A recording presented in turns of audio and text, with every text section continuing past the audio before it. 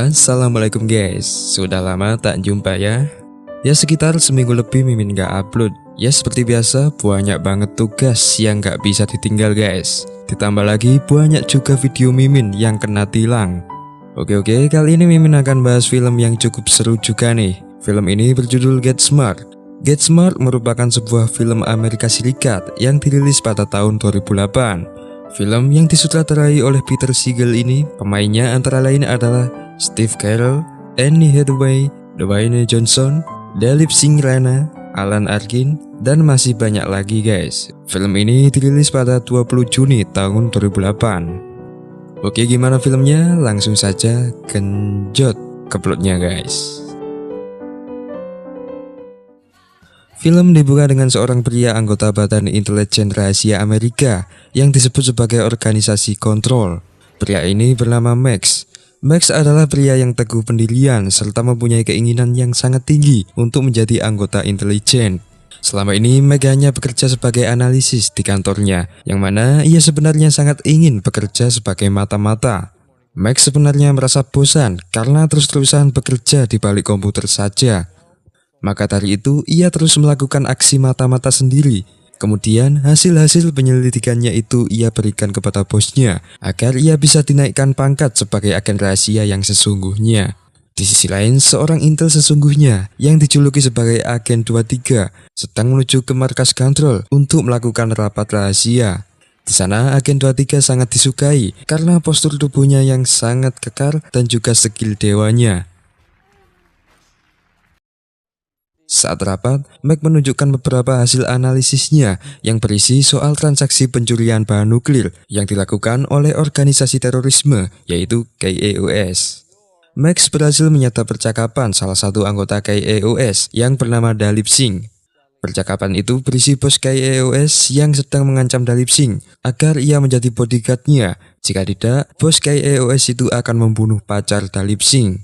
Namun para anggota kontrol saat itu tidak percaya karena bukti-bukti yang ditunjukkan Mac tidak menunjukkan potensi ancaman serangan nuklir. Ditambah lagi Mac bukanlah mata-mata namun hanya seorang analisis. Di sisi lain, para anggota KAOS sedang melakukan aksinya. Di sana mereka dipimpin oleh bos KAOS yang bernama Mr. Sig. Saat itu mereka melakukan misi penghancuran salah satu gedung penting di daerah New York. Hal itu mereka lakukan untuk memberi tanda ancaman kepada masyarakat. Sementara itu, para anggota kontrol sedang melakukan penyeleksian anggota. Mereka melakukan battle royale untuk kenaikan pangkat. Namun, lagi-lagi Agen 23 lah pemenangnya. Bos dari kontrol yang bernama Chief memanggil Mac dan memberitahukan bahwa Mac tidak layak untuk menjadi mata-mata. Mac sebenarnya adalah orang yang sangat pandai, namun dirinya tidak mempunyai keahlian di bidang bela diri. Maka dari itu, Chief kembali memposisikan Max sebagai anggota analisis. Max pun sangat sedih. Ia merasa perjuangan yang dilakukannya selama ini akhirnya sia-sia. Max pun pergi dengan rasa kecewa. Ia juga mencurahkan isi hatinya kepada seekor anjing. Tak lama kemudian, Max tak sengaja ditabrak oleh wanita misterius. Max merasa bahwa wanita itu sedang menyembunyikan sesuatu. Namun saat itu ia terburu-buru dan kemudian pergi. Max kembali ke markasnya. Saat itu ia dikejutkan dengan kondisi markas yang sangat berantakan. Beberapa saat kemudian Max langsung ditodong oleh seorang wanita yang ternyata adalah wanita yang ia temui di jalanan sebelumnya. Wanita itu mengatakan bahwa dirinya adalah mata-mata yang baru saja disewa oleh agen kontrol. Wanita itu dipanggil sebagai Agen 99. Singkat cerita, Max berhasil melumpuhkan mereka. Namun ternyata orang yang Max lumpuhkan itu adalah teman-temannya sendiri, termasuk bosnya. Markas utama mereka berhasil dibobol oleh anggota KAOS. Namun untungnya mereka masih mempunyai markas rahasia cadangan yang masih bisa digunakan. Mereka pun kembali melakukan rapat. Chief mengatakan bahwa para anggota KAOS berhasil mencuri beberapa data yang berisi informasi identitas para mata-mata. Hal itu membuat para mata-mata sebelumnya tidak bisa melakukan tugas karena sudah jelas terbongkar identitasnya, termasuk Agen 23. Namun untungnya ada Agen 99 yang merupakan mata-mata baru mereka. Chief juga menunjuk Max untuk melakukan tugas karena hanya identitasnya yang masih terjaga. Pada akhirnya Max sangat gembira karena akhirnya cita-citanya sebagai mata-mata telah terwujud. Sementara itu, Agen 99 sempat keberatan mengingat Max terlihat seperti orang yang sangat bodoh. Di hari pertama pekerjaan barunya, Max menerima sebuah pisau serbaguna dari kedua temannya. Pisau itu dapat mengeluarkan api serta dapat menembakkan anak panah.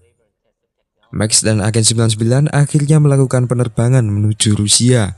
Di dalam pesawat mereka saling bercerita soal masa lalunya. Agen 99 yang tampak cantik ternyata adalah wanita lanjut usia yang telah melakukan operasi plastik besar-besaran pada tubuhnya. Pengakuan itu membuat Agen 99 terus diolok-olok oleh Max. Mereka berdua saling menjelek-jelekkan. Namun saat itu Agen 99 tak sengaja melihat seorang pria raksasa yang dianggapnya sebagai pembunuh. Max juga terkejut melihatnya, karena pria itu ternyata adalah anggota KEOS yang telah ia sadap percakapannya, yaitu Dalip Singh. Max mulai khawatir karena Dalip adalah salah satu anggota unggulan dari KEOS. Max saat itu juga tak sengaja melihat permen karet yang menempel di sepatunya, dan ia pun mencoba melepas permen itu dengan korek api. Namun penumpang lainnya mengira bahwa Max sedang menyalakan bom. Situasi menjadi kacau sampai akhirnya Max ditangkap dan kemudian tangannya diikat oleh borgol. Max pun berupaya melepas tali itu dengan meminta izin kepada petugas untuk pergi ke kamar mandi. Di dalam sana, Max mencoba melepas tali itu dengan cara memanahnya.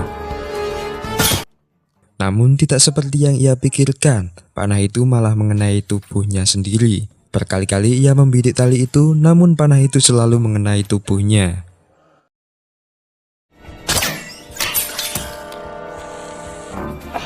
Pada akhirnya Max berhasil membidik tali itu, namun sayangnya anak panah itu tak sengaja menancap ke tombol airlock yang pada akhirnya membuat Max terhempas jatuh ke bawah.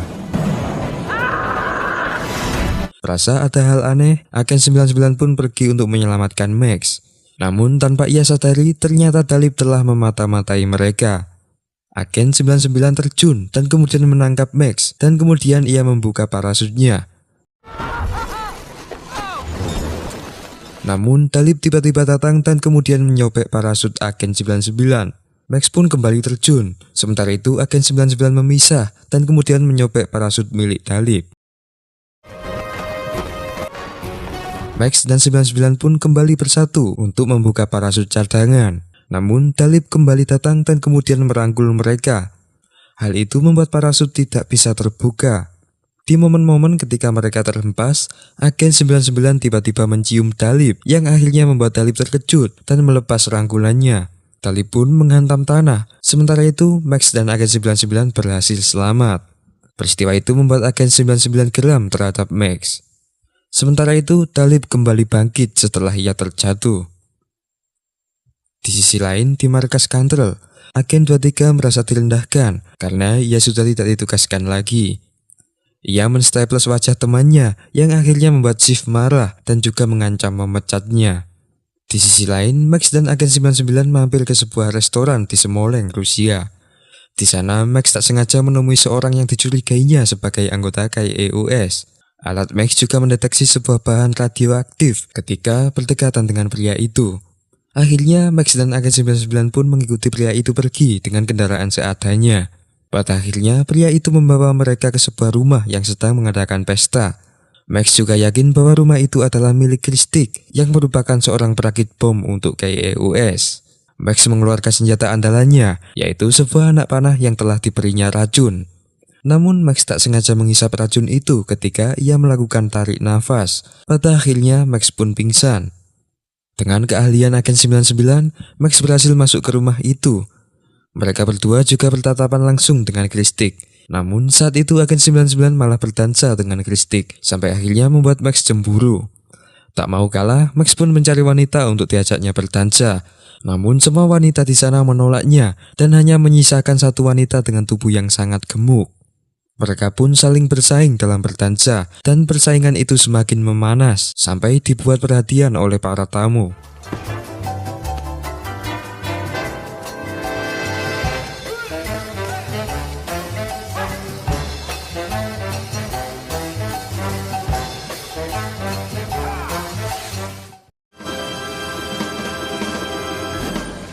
Pada akhirnya mereka lebih terkagum dengan skill dansa yang dimiliki oleh Max.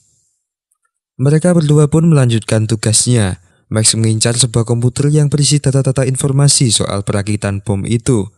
Dibantu dengan para anggota kontrol melalui satelit, akhirnya Max berhasil menemukan denah rumah itu dan kemudian mulai pergi membobolnya. Agen 99 melubangi atap terowongan air yang menghubungkan langsung menuju kamar Christie. Di sana mereka juga terhalang oleh sistem keamanan laser bertegangan tinggi. Agen 99 mencontohkan gerakan untuk melewati laser itu agar tubuh mereka berdua tidak terpotong. 99 berhasil melewatinya. Setelah itu Max mencoba mengikuti gerakan 99. Namun di tengah jalan seekor tikus mengganggunya sampai akhirnya membuat tubuh Max hampir terkoyak oleh sinar laser. Untungnya Max berhasil selamat. Mereka langsung lanjut OTW untuk membuka komputer Christie. Agen 99 berhasil meretasnya dan kemudian ia berhasil mendapatkan informasi bahwa pembuatan bom itu dioperasikan di sebuah tempat berkedok toko roti.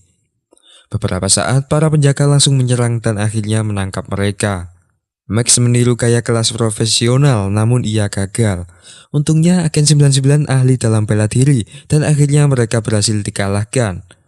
Christie juga sempat menghadangnya, namun mereka juga berhasil membunuhnya.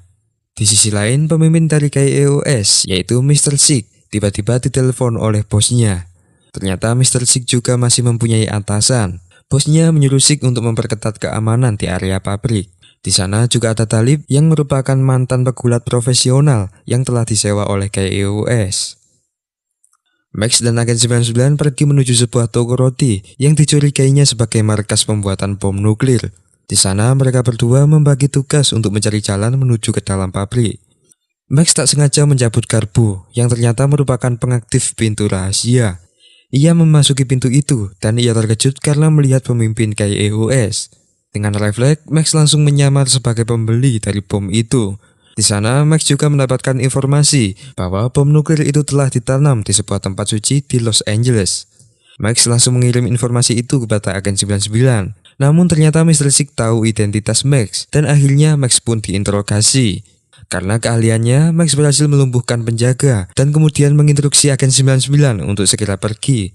Max pun langsung bergegas pergi. Sambil berjalan, Max meletakkan bom berdaya rendah di setiap pondasi bangunan. Di sana, ia juga melihat ratusan bom yang telah diproduksi secara ilegal. Max pun kembali bertemu dengan Agen 99 dan sempat terjadi baku tembak di sana.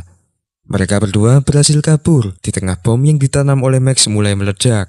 Namun di tengah perjalanan, mereka tiba-tiba dihadang oleh Talib. Talib melempar pintu besi sampai membuat Agen 99 pingsan. Max mencoba melawannya, namun pukulannya itu tidak ngefek sama sekali. Talib pun memberi Max satu pukulan saja. Max juga hampir dilempar oleh Talib.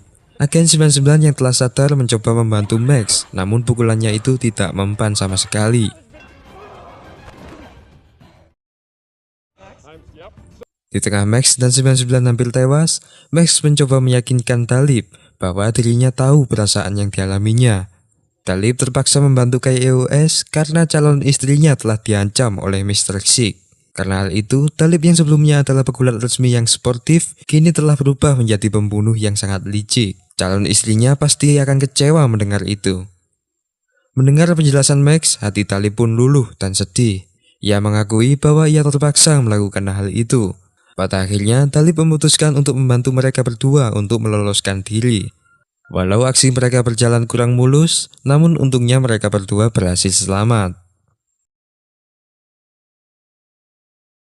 Mereka berdua pun sedikit lega karena bisa mengungkap pabrik nuklir ilegal itu. Agen 99 menyuruh anggota kontrol untuk segera melakukan penyelidikan lebih lanjut. Namun sebelumnya dengan cepat, anggota KEOS telah mengirim semua senjata nuklir itu melewati dasar sungai Movka. Dan mereka juga telah mengubur alat-alat itu jauh di dalam tanah untuk menghilangkan bukti. Sig juga siap untuk meletakkan bomnya tepat pada saat konser tepatnya di Los Angeles yang telah dihadiri oleh Presiden. Esok harinya, Agen 99 mendapatkan kabar dari Agen 23 bahwa mereka tidak menemukan benda apapun di sana. Mereka hanya menemukan puing-puing yang berisi alat pengolah roti. Sif yang merupakan pemimpin kontrol itu akhirnya berasumsi bahwa Max adalah agen ganda. Sif merasa bahwa Max telah berkhianat kepada mereka dan kemudian ia membelotkan informasi yang sebenarnya. Agen 99 pun menuruti perintah Sif untuk melumpuhkan Max. Namun sebenarnya ia sangat kasihan terhadap Max. Who might this be? Sick. I have trained. That's new stuff. Max pun dibawa untuk segera ditahan. Shiv dan Agen 23 menuduh Max dengan beralasan bahwa Max telah membunuh Christie secara langsung tanpa harus menginterogasinya. Mereka juga berasumsi bahwa Max telah menyembunyikan soal nuklir itu. Pada akhirnya Max pun ditahan. Sementara itu, Sig tiba-tiba menghubungi pemerintah Amerika Serikat selama pertemuan yang dihadiri oleh wakil presiden dan mengancam akan mengaktifkan senjata nuklir ke negara-negara musuh, kecuali dia dibayar uang tebusan sebesar 200 miliar dolar. Sayangnya, para anggota rapat, terutama wakil presiden, tidak menanggapi panggilan itu dengan serius, sampai akhirnya membuat Shiv kecewa. Sementara itu, saat Max berada di sel tahanan kontrol, Dalip tiba-tiba mengiriminya sebuah pesan berkode melalui acara radio American Top 14 yang menyamar sebagai pacarnya, dan kemudian Dalip juga mengatakan semua rencana yang akan dilakukan oleh Sig. Mendengar itu, Max langsung mengeluarkan skillnya, dan akhirnya ia berhasil keluar dari sel. Max nekat menggunakan atribut dan mobil legendaris yang sebelumnya dipajang di museum. Namun mobil yang ia banggakan itu sayangnya kehabisan bahan bakar. Max pun berlari menuju markas militer dan menyewa pesawat jet di sana.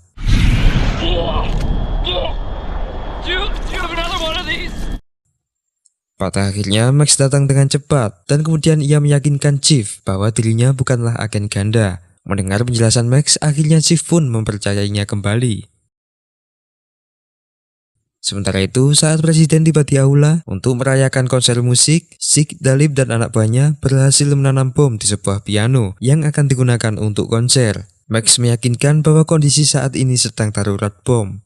Namun para penjaga aula tidak mempercayainya saat itu. Penjaga itu mengatakan bahwa seluruh ruangan telah dipindai. Sementara itu, Max mulai curiga karena melihat perilaku Agen 23 yang terlihat sangat cemas. Alat Max juga mendeteksi bahan radioaktif yang menempel di tubuh Agen 23. Pada akhirnya, Agen 23 mengakui bahwa dirinya adalah pengkhianat sebenarnya. Agen 23 langsung menyandra Agen 99 dan kemudian membawanya melarikan diri. Max dan Chief mengejar Agen 23 melalui jalan tembusan, sampai akhirnya membuat Chief hampir tewas karena ulah konyol Max.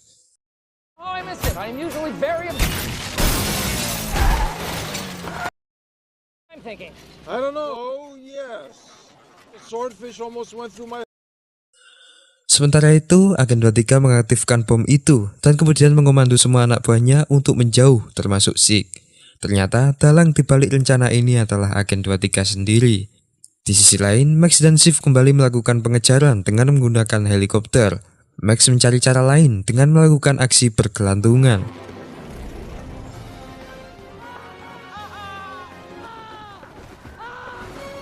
Walau sempat terombang-ambing, akhirnya Max berhasil masuk ke mobil Agen 23 dan kemudian mencoba melawannya. Sementara itu, Agen 99 mengambil pisau serbaguna milik Max dan kemudian tak sengaja menekan tombol api dari pisau itu. Api itu membakar isi mobil dan malah memperburuk keadaan. Mobil pun keluar dari jalan dan kemudian masuk ke dalam lintasan kereta.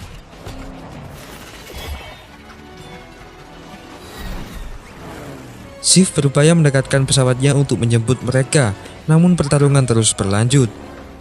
Max hampir kalah, namun saat itu ia mencium Agen 23 untuk mengalihkan perhatian. Sementara itu, kereta sedang melaju tepat di depan mereka. Agen 99 berhasil melompat, namun kaki Max saat itu terjerat oleh tali, sampai akhirnya membuat dirinya hampir tewas tertabrak. Singkat cerita, mereka berhasil membunuh Agen 23 dan kemudian mereka segera pergi menuju aula. Nuklir itu dipicu dengan nada terakhir dari lagu yang mereka mainkan. Di saat seorang pianis tersebut hampir menekan nada terakhir itu, Max datang dan kemudian mengamankannya. Alhasil, bom pun gagal meledak. Shiv pun menjelaskan bahwa ada sebuah reaktor nuklir yang telah disambungkan ke sebuah piano itu. Tepat di hadapan presiden, Max pun berhasil menyelamatkan orang-orang di sana. Walaupun tanpa ia sadari, celananya robek semua saat itu. Di sisi lain, karena melihat rencana Sig yang telah gagal, Dalip langsung menendang Sig keluar mobil, karena ia sebelumnya juga sangat geram dengan Sig. Kembali ke markas kontrol, pesta diadakan untuk menghormati perjuangan Max, di mana Agen 99 memberinya seekor anak anjing. Max pun kemudian diberi penghargaan, dan ia pun berhasil mendapatkan mimpinya untuk menjadi mata-mata sejati. Akhirnya film pun diakhiri dengan kekonyolan Max saat memperbaiki pintu markasnya.